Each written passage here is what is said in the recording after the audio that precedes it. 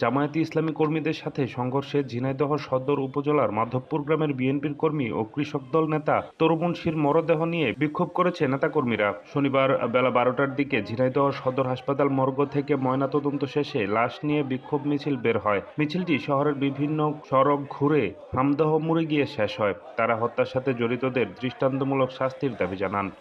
তার উপর যে প্রশংসাভাবে আঘাত করা হয়েছে, এই সিটি স্ক্যান রিপোর্ট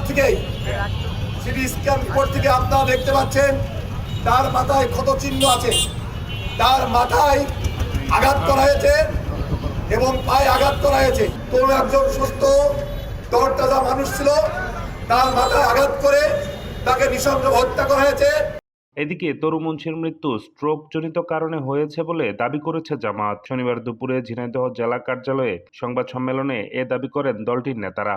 মৃত্যুবরণ করেছেন, তিনি হার্টের রোগী ছিলেন এবং তিনি উচ্চ ডায়াবেটিসের রোগী ছিলেন। তিনি এই দৃশ্য দেখার পরে যে ঘটনার মধ্যে তিনি পড়ে যায়, তিনি ওখানেই সেন্সলেসে পড়ে যান। পরে হাসপাতালে নিয়ে আসে, হাসপাতাল এখান থেকে রিফার করে, এরপরে রিফার করে ঢাকাতে নিয়ে গেলে ঢাকাতে তিনি স্ট্রোকজনিত কারণে মৃত্যুবরণ করেন।